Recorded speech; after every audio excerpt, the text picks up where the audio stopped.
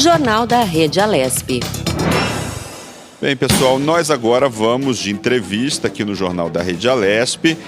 O Jornal da Rede Alesp conversa agora com o Daniel Lança. Ele é advogado, mestre em Ciências Jurídico-Políticas e nos fala sobre o projeto de lei 279 de 2020, que institui a política estadual de combate à corrupção.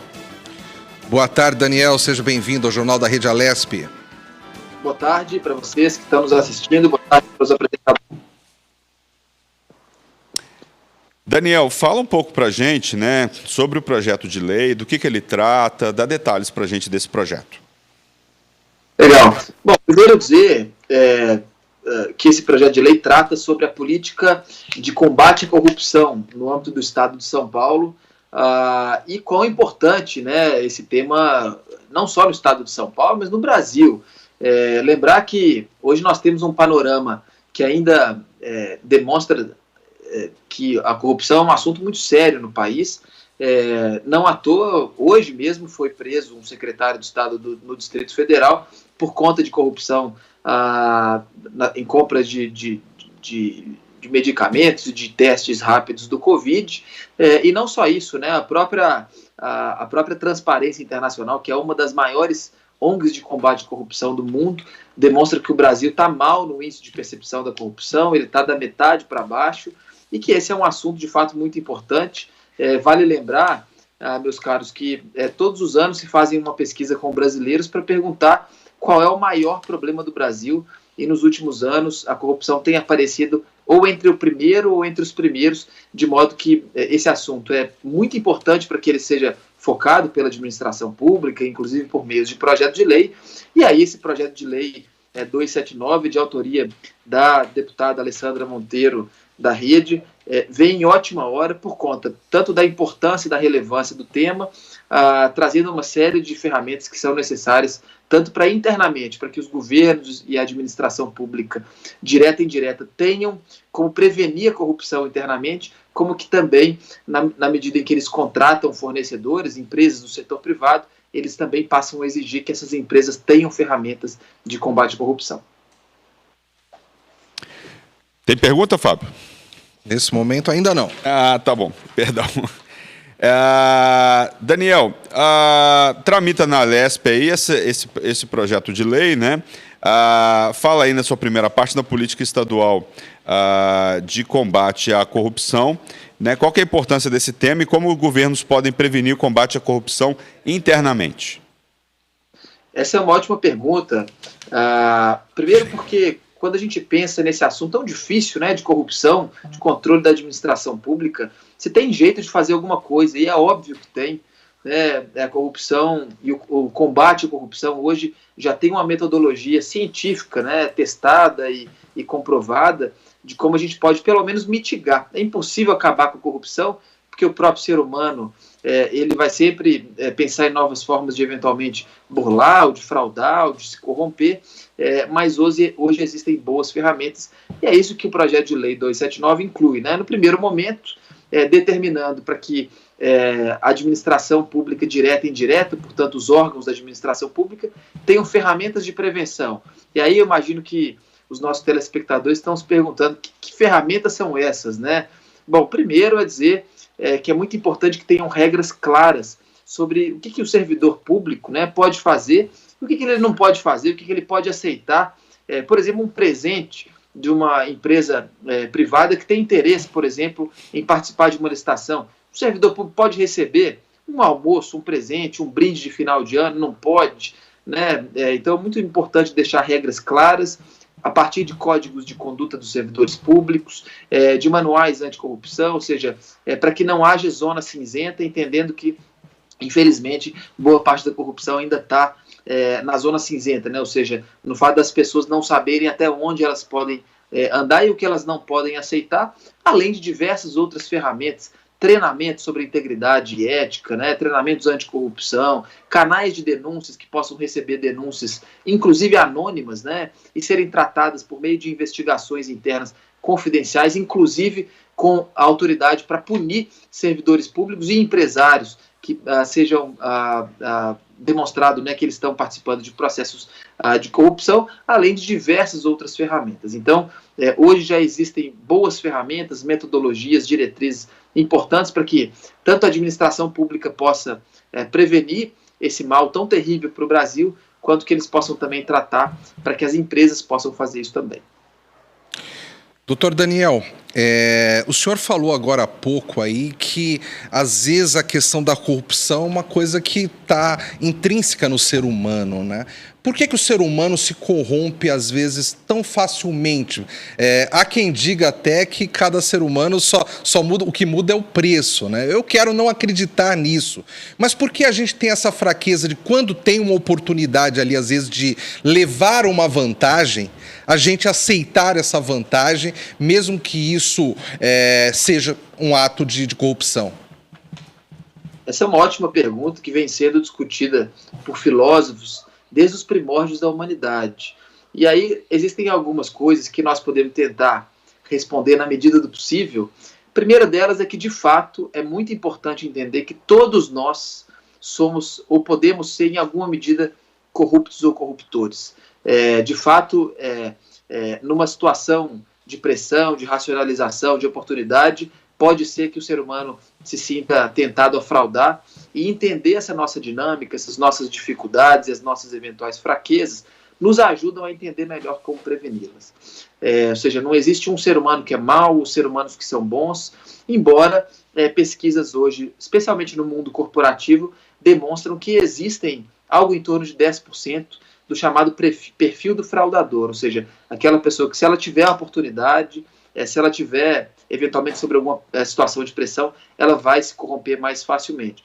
Mas isso é um dilema dos seres humanos, e o que a gente precisa pensar entendendo que esse é um problema real e conversando sobre ele, né, Fábio, Luciano, de fato, não dá para colocar esse assunto debaixo do tapete, ou seja, quanto mais a gente colocar a luz nesse assunto, quanto mais nós conversarmos sobre esse assunto, mais fácil vai ficar de nós pensarmos em estratégias para mitigar esse risco. Afinal de contas, como eu disse, é impossível acabar com ele, e nos prevenir melhor para evitar que isso aconteça, ou, em acontecendo, que seja mais fácil de detectar e que também seja mais fácil de punir. Afinal de contas, um dos problemas mais graves que a gente ainda vê no Brasil é a falta de punição. Isso faz com que as pessoas tenham mais coragem para eventualmente cometer um desvio ético e demonstrar que o Estado, inclusive, e não só apenas o judiciário, pune pessoas corruptoras ou corruptíveis, né? De que as pessoas vão pensar duas vezes antes de cometer uma infração. A gente entrou para a questão filosófica da coisa, né? Por que as pessoas se corrompem, então. Eu fico me perguntando aqui, estava vendo vocês falarem, se isso é uma questão mesmo nata do ser humano, continuando na parte filosófica aí da coisa, se é uma questão nata do ser humano ou se é uma questão de educação. E aí fiquei curioso para saber a sua opinião. Essa é uma boa pergunta também, e eu sinto dizer que eu não tenho uma resposta pronta. A gente tem aqui formas de pensar nesse assunto, né? Mas eu acredito de fato que todo ser humano pode eventualmente se colocar numa situação de uma eventual corrupção, menor ou maior, mas é óbvio de que, sobretudo, aquelas pequenas corrupções entendidas pela doutrina moderna como corrupção endêmica, ou seja, aquele cidadão que recebe a mais e não devolve o troco, né, ou que comete outro tipo de desvio menor, a educação ela é, em grande medida, uma importante ferramenta para evitar que esse tipo de coisa aconteça. Vale lembrar que tem pessoas que todos nós conhecemos, os telespectadores vão se lembrar aí também, de que são pessoas que não se corrompem em nenhuma situação, né? Isso é um perfil ético maior dessa pessoa, isso foi desenvolvido com o caráter e a cultura, e eu não tenho dúvida de que a educação é muito importante, tanto que se hoje tem falado, inclusive no papel do Estado, de conversar sobre dilemas éticos, sobre integridade, né? Inclusive na escola, e trazer essas discussões ou esses dilemas éticos, né? Afinal de contas, não dá só para ensinar no sentido de isso você pode fazer, isso você não pode fazer. Até como eu disse, boa parte hoje dos grandes dilemas éticos corporativos, eles nunca são preto no branco, né? Eles são zonas cinzentas terríveis, onde você tem ali um conflito de princípios e precisa escolher entre o menos pior e, eventualmente, a escolha pode ser muito ruim. Então, respondendo à pergunta, educação é sim muito importante, mas existem outras questões também que são importantes para serem levadas em consideração, sobretudo entendendo que o ser humano ele tem sua falibilidade, né? Independente do ser humano, todos nós podemos eventualmente nos tornar corruptos ou corruptores. Agora, doutor Daniel, eu quero pegar o gancho aí nessa coisa da educação, porque eu percebo que, às vezes, algumas campanhas de conscientização que a gente tenta fazer junto aos adultos, campanhas contra acidentes no trânsito, por exemplo, a gente não consegue resultados tão bons com os adultos, e quando a gente trabalha isso com as crianças depois levam isso para casa e elas mesmas cobram dos pais uma postura diferente no trânsito, por exemplo. Então, pegando o gancho no que o senhor falou, o senhor acredita que, se nós trabalhássemos um pouco mais a educação das crianças em relação ao tema corrupção, obviamente trazendo isso de uma forma que as crianças entendessem, elas poderiam ser ótimos orientadores dos pais quando elas chegam em casa para falar desses temas e para mostrar a opinião delas do que é certo, do que é errado, já pensando numa mudança geracional? Sem dúvida. Isso é muito importante e claro, precisa ser tratado na linguagem das crianças, né? Quando ela pega lá o brinquedinho do colega, de deixar claro que esse brinquedo aqui não é seu, né? Você pode até pedir para ele, você pode pegar emprestado, mas você não pode roubar isso, né? Pegar para você. Muito em relação à empatia com o outro. Quando a gente fala de corrupção, de dilemas éticos, de desvios corporativos, de crimes de colarinho branco, a gente pode, como vocês estão perguntando bem, dar vários passos atrás sobre a percepção do outro, né? Sobre aquilo que é meu, aquilo que não é meu, sobre o respeito que eu tenho a convenções sociais coletivas, né? E a importância do outro nessa relação, na medida em que a gente compreende isso melhor e conversa sobre isso abertamente com as crianças. Afinal de contas, a gente não vai ensinar para a criança, ou pelo menos não é profícuo dizer sobre corrupção como a gente conhece hoje, né, sobre malas de dinheiro, mas vale entender que ninguém começa recebendo uma mala de dinheiro. As pessoas começam furando a fila do trânsito porque não estão nem aí para o outro, né? Ou seja, se a gente conseguir tratar bem essa dimensão coletiva, essa empatia com o outro, desde a primeira infância, eu não tenho dúvida de que a gente pode formar cidadãos mais éticos, mais responsáveis, mais íntegros. O que um projeto de lei desse pode ajudar a sociedade, né? Como que ele pode contribuir para a melhoria das ações, diminuir a questão da corrupção e melhorar, enfim, essas questões dentro da nossa sociedade? Muito bem. Bom, primeiro, meus caros, deixar claro, e a gente não se cansa de falar sobre essa palavra, né? Corrupção é uma palavra dura, difícil, as pessoas não gostam de falar sobre isso, mas nós precisamos conversar sobre isso, jogar luz sobre esse assunto e entender que isso é hoje sim um risco da administração pública, né? Na medida em que a gente não a nega, né, a gente entende que isso é uma vulnerabilidade, então a gente vai pensar em melhores soluções. Tanto é que, olha como as coisas são curiosas. Hoje existe um profissional que não existia há poucos anos atrás no Brasil, responsável por implementar e fiscalizar e monitorar e mitigar riscos de integridade. Ou seja, é o cara que vai fazer uma matriz de riscos na administração pública, que vai ver onde estão os principais problemas, as principais vulnerabilidades, mitigar esses riscos, e na medida em que a gente vai trabalhando essas questões, a gente vai dificultando, né, pelo menos a corrupção como ela é ainda hoje, né? Então, é isso que o projeto de lei trata, né? Tanto para, num primeiro momento, que todos os órgãos da administração pública, direta e indireta, não só executivo, né, inclusive Ministério Público, Tribunal de Contas, Tribunais de Justiça, Tribunal de Justiça Militar, todos eles tenham programas de integridade internamente, ou seja, vão ter ser preciso implementar treinamento sobre ética e conduta corporativa, entender quais são os seus riscos, ou seja, mapear riscos de integridade,